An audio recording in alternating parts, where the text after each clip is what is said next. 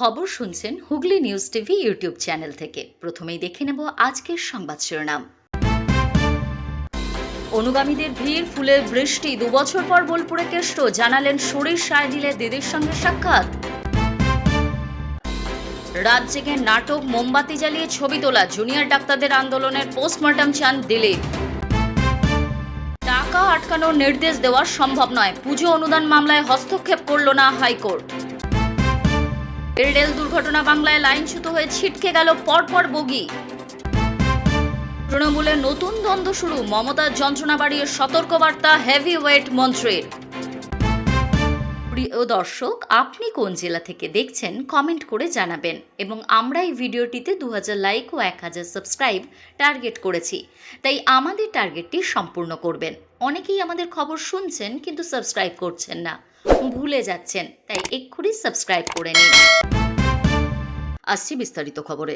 2 বছরেরও বেশি সময় পরে বীরভূমে ফিরলেন অনুব্রত মণ্ডল। প্রথমে আসানসোল সংশোধনাগারে এবং তারপর প্রায় 1.5 বছর দিল্লিতে তিহার জেলে বন্দী ছিলেন তিনি। তিহার থেকে মুক্তির পর মেয়ে সুকন্যা মণ্ডলের সঙ্গে সোমবার রাতের বিমানে কলকাতার উদ্দেশ্যে রওনা দিয়েছিলেন তিনি। মঙ্গলবার ভোরে পৌঁছান কলকাতায়। দমদম বিমানবন্দরে অবতরণের পর ভোর 5:30 নাগাদ সোজা বীরভূমের উদ্দেশ্যে রওনা দেন তৃণমূলের বীরভূম জেলার প্রাক্তন সভাপতি অনুব্রত। সঙ্গে ছিলেন সুকন্যা এবং অনুব্রত ঘনিষ্ঠ আরও কয়েকজন নেতা। সকাল 9টা নাগাদ সড়ক পথে বর্ধমান হয়ে বোলপুরের নিচুপট্টির বাড়িতে ফেরেন তিনি। জেলায় অনুব্রতর প্রত্যাবর্তনের অপেক্ষায় সকাল থেকেই বোলপুরের নিচুপট্টির বাড়ির সামনে ভিড় জমতে শুরু করেছিল দলীয় কর্মী সমর্থকদের। সময়ের সঙ্গে সঙ্গে সেই ভিড় বৃদ্ধি পেয়েছে। বীরভূমে ফেরার পথে বর্ধমান পার করে একটি জায়গায় কিছুক্ষণের জন্য থামে অনুব্রতর গাড়ি। সেই সময় গাড়ির কাজ নামিয়ে সাংবাদিকদের সঙ্গে কথা বলেন অনুব্রত। তিনি জানান শারীরিক সমস্যার কথা, পায়ে ও কোমরে ব্যথার কথাও জানান। তিনি বলেন, আমি আদালতকে সম্মান করি, আইন মেনে চলি,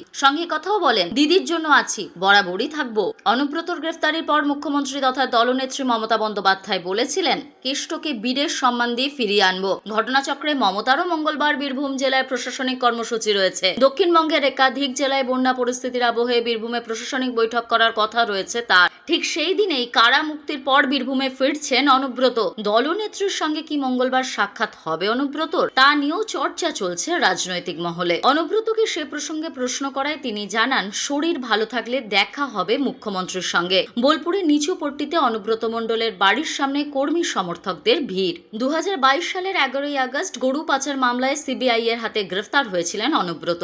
সেদিন ছিল রাখি পূর্ণিমা। গ্রেফতারির পর প্রথম দিকে তিনি ছিলেন আসানসোল সংশোধনাগারে। পরে গরু পাচার সংক্রান্ত মামলাতেই ইডিও গ্রেফতার করে তাকে। সেই সময় তাকে আসানসোল থেকে নিয়ে যাওয়া হয়েছিল দিল্লিতে, রাখা হয়েছিল তিহার জেলে। গত সপ্তাহে তার জামিন মঞ্জুর হয়, তবে আইনি প্রক্রিয়ার জন্য জেল মুক্তিতে কিছুটা বিলম্ব হয় এবং সোমবার রাতে তিহার থেকে মুক্তি পান তিনি। ওই একই মামলায় মেয়ে সুকন্যাও কিছুদিন আগে জামিন পেয়েছেন, তবে বীরভূমে ফেরেননি, দিল্লিতেই ছিলেন অনুব্রতর মুক্তির অপেক্ষায়। মঙ্গলবার পিতা কন্যা একসঙ্গেই ফিরলেন বোলপুরের নিচুপট্টির বাড়িতে। অনুব্রত জামিন নিশ্চিত হতেই বেশ সাজো সাজো রব ধরা পড়েছিল বীরভূমের নিচুপট্টি এলাকায়। 2 বছর দুর্গাপুজোয় তিনি ছিলেন না এই বাড়িতে, তবে এবার পুজোর আগেই বোলপুরের বাড়িতে ফিরেছেন তিনি। দিল্লির রাইস অ্যাভিনিউ কোর্ট থেকে জামিন নিশ্চিত হতেই অনুব্রতর বাড়িতে শুরু হয়েছিল রং করার কাজ, ঝাড়পোছ, আগাছা সাফাই। আরজিকর হাসপাতালে তরুণী চিকিৎসককে ধর্ষণ এবং খুনের ঘটনায় এখনো প্রতিবাদ, নিন্দার ঝড় বইছে। সেই আবহে আন্দোলনকারী জুনিয়র ডাক্তারদের নিয়ে পরস্পর বিরোধী অবস্থান চোখে পড়ছে বিজেপির অন্দরে। একদিন আগেই জুনিয়র ডাক্তারদের সমালোচনা করেছিলেন বিজেপির বিধায়ক অশোক দিন্দা। এবার জুনিয়র ডাক্তারদের কটাক্ষ করলেন রাজ্য বিজেপির সভাপতি দিলীপ ঘোষও। আরজিকর কাণ্ডে অতি সম্প্রতি কর্মবিরতি তুলে কাজে ফিরেছেন জুনিয়র ডাক্তাররা। সেই নিয়ে দিলীপ কটাক্ষ ছুড়ে দেন তাদের উদ্দেশ্যে। দিলীপের বক্তব্য, জুনিয়র ডাক্তারদের সকলেই প্রশ্ন করছেন, এত নাটক করে রাত জেগে কি হলো? আরজিকরের ঘটনায় কি পরিবর্তন হলো? কজন সাজা পেয়েছেন? যাদের পদত্যাগ চেয়েছিলেন তারা প্রমোশন পেয়েছেন। পিছন থেকে এই আন্দোলন চালাচ্ছেন যারা, তারা মমতা বন্দ্যোপাধ্যায়কে বাঁচানোর জন্য এসব নাটক করছেন না তো? এখানেই থামেননি দিলীপ। তার বক্তব্য, রাত জাগো, মোমবাতি জ্বালাও, রাতে বাতি জ্বালিয়ে ছবি তুলে চলে আসি, এই জন্যই কি 1.5 মাস ধরে বাংলার মানুষ কষ্ট পেলেন? স্বাস্থ্য পরিষেবা বন্ধ হয়ে গেল হাসপাতালগুলিতে, এর জবাব দিতে হবে না? এই যে আন্দোলন করে মানুষকে খেপিয়ে তোলা হলো, তাতে কি লাভ হলো? আপনারা সরকারের বিরুদ্ধে একটা কথাও বলছেন না। সন্দীপ ঘোষও অনুব্রতর মতো ছাড়া পেয়ে যাবেন। বিনীত গোয়েল দিব্যি খাবেন, ঘুরে বেড়াবেন। সরকারের কি কোনো দোষ নেই? স্বাস্থ্যমন্ত্রীর পদত্যাগ হবে না? মমতা বন্দ্যোপাধ্যায় পুলিশ মন্ত্রী, তার সাজা হবে না? কেন মানুষকে ধোকা দিয়ে এভাবে আন্দোলনের নামে রাস্তায় নামানো হচ্ছে? পুজো বন্ধ করার আহ্বান জানানো হচ্ছে।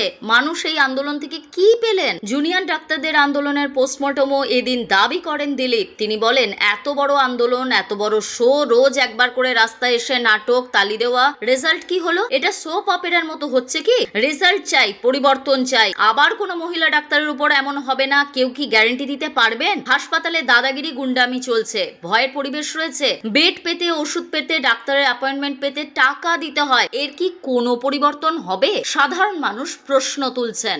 দুর্গাপুজোর অনুদান সংক্রান্ত মামলায় কোনো নির্দেশ দিল না কলকাতা হাইকোর্ট। ইতিমধ্যেই যেহেতু পুজোর অনুদান পেয়ে গিয়েছেন তালিকাভুক্ত পুজো উদ্যোক্তাদের অনেকেই, তাই এ নিয়ে জনস্বার্থ মামলার প্রেক্ষিতে কোনো নির্দেশ দেওয়া হলো না। ডিভিশন বেঞ্চের বক্তব্য, টাকা দেওয়া হয়ে গিয়েছে, এখন তা আটকানোর নির্দেশ দেওয়া সম্ভব নয়। তবে পুজোর সরকারি অনুদানের অঙ্ক বাড়লেও দুরারোগ্য রোগে আক্রান্ত শিশুদের জন্য চিকিৎসার বরাদ্দ খরচ কেন বাড়ানো হচ্ছে না, তা নিয়ে রাজ্য সরকারের প্রতি প্রশ্ন তুলেছেন বিচারপতিরা। সোমবার হাইকোর্টের প্রধান বিচারপতি টি.এস. শিবজ্ঞানম এবং বিচারপতি বিভাস পট্টনায়কের ডিভিশন বেঞ্চে এই মামলার শুনানি ছিল। আদালতের মতে, রাজ্যে দুরারোগ্য রোগে আক্রান্ত শিশুদের জন্য সরকার 1000 টাকা দেয়। তাদের আরো বেশি প্রয়োজন, সেটা সরকার বিবেচনা করে দেখলে ভালো হয়। শুধু তাই নয়, আদালতে চুক্তিভিত্তিক কর্মী নিয়েও এদিন প্রশ্ন করেছে আদালত। প্রাথমিক পর্যবেক্ষণে প্রধান বিচারপতির মন্তব্য, আদালতে চুক্তিভিত্তিক কর্মী অপসারণের ফলে বিচার ব্যবস্থা অসুবিধায় পড়ছে।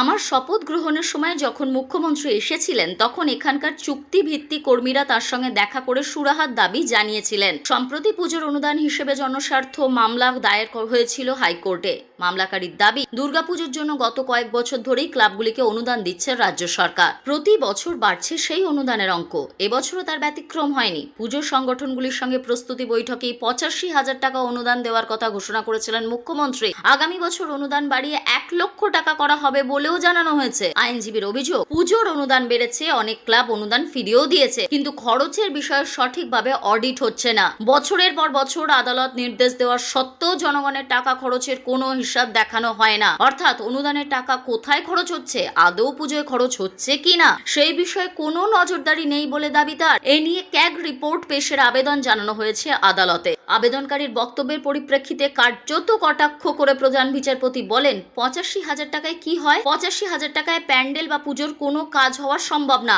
রাজ্যের পুজো কমিটিগুলোকে কম করে 10 লক্ষ টাকা দিন। ওই টাকায় খুব বেশি হলে একটা তাঁবু বানানো যেতে পারে, আর না হলে কার্যকরী কমিটির সদস্যদের কাজে লাগতে পারে। তার কথায়, আমি 2 বছর পুজোয় ঘুরে দেখেছি যে এই টাকায় কিছু হয় না। অনুদানের টাকা কমপক্ষে 10 গুণ বাড়ানো হলে সেটা পুজোর কাজে লাগতে পারে। যদিও মামলার প্রেক্ষিতে এদিনই অনুদান নিয়ে কোনো নির্দেশ দেয়নি আদালত। ডিভিশন বেঞ্চ জানিয়েছে, যেহেতু এই মুহূর্তে টাকা দেওয়া হয়ে গিয়েছে, সেই কারণে টাকা আটকানোর নির্দেশ দেওয়া সম্ভব নয়। এ নিয়ে সব পক্ষকে হলফনামা আদান প্রদানের নির্দেশ দিয়েছে আদালত। ফের বাংলায় রেল দুর্ঘটনার খবর। ঘটনাস্থলে ফের উত্তরবঙ্গ। ময়নাগুড়ি রেল স্টেশনের কাছে লাইনচ্যুত হয়েছে মালগাড়ি। স্টেশনে ঢোকার মুখে ইঞ্জিন থেকে ছিটকে যায় বেশ কয়েকটি বগি। মালগাড়িটি আসাম থেকে এনজেপির দিকে যাচ্ছিল।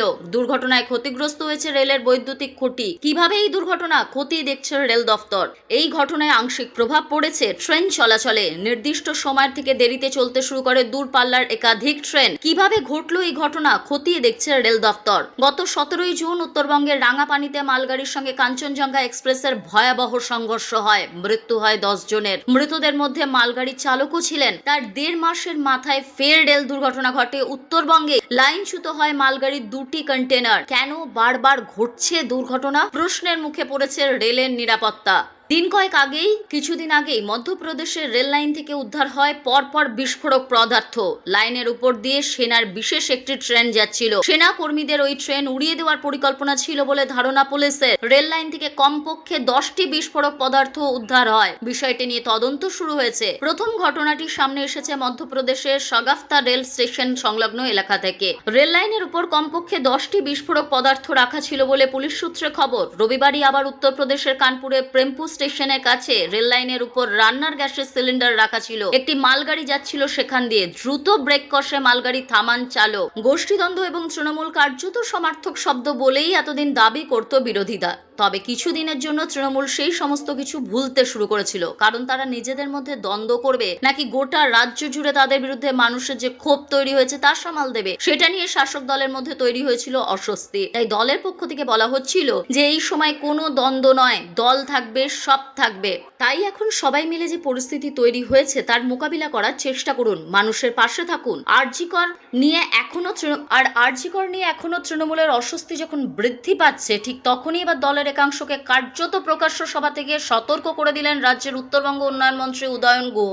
প্রসঙ্গত, এদিন কোচবিহারে দিনহাটায় একটি সভা থেকে দলের একাংশকে সতর্ক করে দেন রাজ্যের মন্ত্রী উদয়ন গুহ। তিনি বলেন, মমতা বন্দ্যোপাধ্যায় এত মানুষের উপকার করছেন, মানুষের জন্য কাজ করছেন, কিন্তু কিছু নেতারা সেই দুধে চোনা মিশিয়ে দিচ্ছে। বারণ করা সত্ত্বেও কেউ কেউ সালিশি সভায় যাচ্ছেন, ছেলে মেয়ে বিয়ে সেই সমস্যা মেটানোর জন্য বাড়িতে গিয়ে বিয়ের খরচের জন্য টাকা নিচ্ছেন। আমার বাড়ি এসে লোকে অভিযোগ জানিয়েছেন